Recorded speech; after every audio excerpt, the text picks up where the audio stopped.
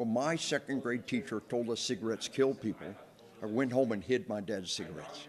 And that generation leashed in the tobacco industry. We didn't ban tobacco.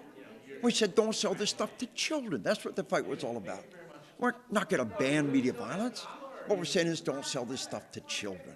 And that's where we're headed. We got to educate a generation, and they will do the right thing like our generation did with the tobacco. Retired U.S. Army Lieutenant Colonel Dave Grossman has written several books regarding the psychological effects of killing and how television and video game violence desensitizes a child's regard for human life. During his presentation, he pointed out that not all children who play video games like Grand Theft Auto become a mass shooter, but since the game's release, all of the shooters involved in school shootings in the country reported excessive playtime of the game. The reality is that we can do our best to not turn these killers into celebrities. These days, Grossman travels the country training law enforcement on how to handle active shooter situations, and he also teaches parents that they play a key role as well. That parental involvement can be a key factor in holding it down. We tell parents, get knee-deep in school board politics, endorse candidates, run candidates, insist that your school keeps your kids safe and does the things we need to do.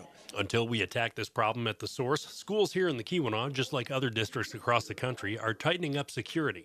Copper Country ISD is installing electronic key entry doors throughout its buildings. The Hancock Public School District participates regularly in active shooter trainings, and local businesses have also received training on the matter as well. It was really necessary. The escalation in the lack of school security across the nation is brought to the forefront. How do we keep safe our most precious package? You send your kid to school, there's a reasonable expectation that you should be getting that person back. Grossman emphasized to parents that we can take a proactive approach as a society, and it starts at home by limiting access to media violence. He even urges parents to take a 10-day media turn-off challenge, and he says that parents will notice an immediate behavioral change in their child. We detox kids for 10 days. The fight or flight hormones flush out of the brain. We cut violence in half. We cut bullying in half. And then they put themselves on a TV budget or a TV diet. There's room for a half an hour of TV every day or maybe on the weekends. We're not saying turn it all off, but we regulate the video games and we regulate the type of media and we regulate the amount. Mass shootings are on the rise, and with lifelike graphics that today's video games contain, maybe his claims are worth investigating. I'm Lee Snitz for ABC 10 and the CW5.